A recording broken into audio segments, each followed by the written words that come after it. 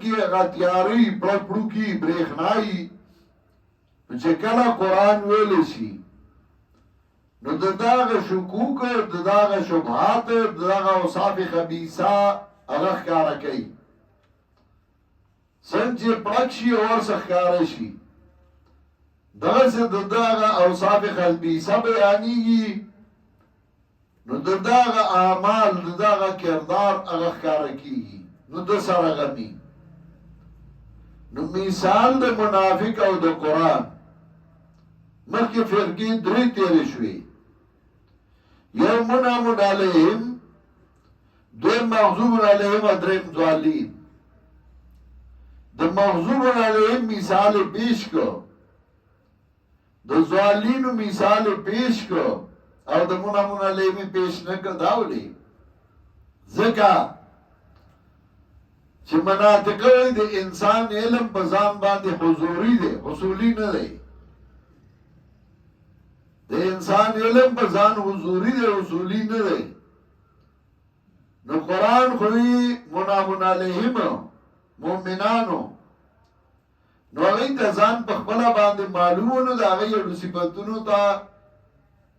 د هغه مثالونو ته وجات نو چې مثال پیش کړي په خپل په ځان پوه شو چې کوم صفات مؤمنانو هغه پاغي کیو هغه په پوه شو نو مثال خو د بار د وضاحتي ای ته ځان په خپل معلومونو وضاحت اړو ضرورت نو ځکه هم سلاجی پیش کیږي قرآن کریم کې تقریبا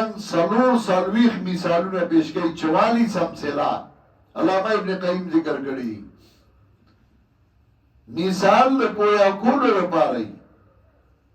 باز باندې یره جی درس کوی نو دا مثالونه پکې سلوای یره جی دا واقعات پکې سلوای پاگل وایا ته په قرآن نه پويږي قرآن کریم مسله بیانې نو میانس کې مثالونه پیش کړي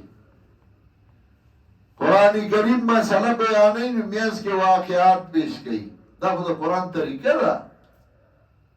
خود ته په قرآن پوهیږي نه که ته په قرآن پوهېدې تا به پکې مثالونه هم وي او تا به پکې واقعات هم وي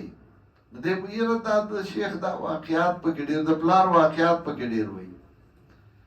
دی وایي مثالونه پکې ډېر وي نو د قرآن درس هم دکه دی اصل کې وایه چې مثالونه واقعات پیش کوي د پاره د وضاحت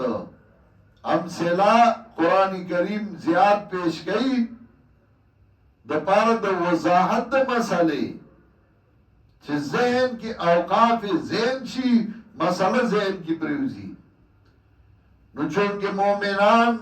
ای د خپل ځان معلومو چې دا صفاتونه دي دا مونږ شته نو د انسان علم په ځان حضوري اصولي نو او دا نور دا غي معلومول نو هغه له مثال نه پیش کړل د پاره د وضاحت دا شل آیاتونه اول باب ختم شو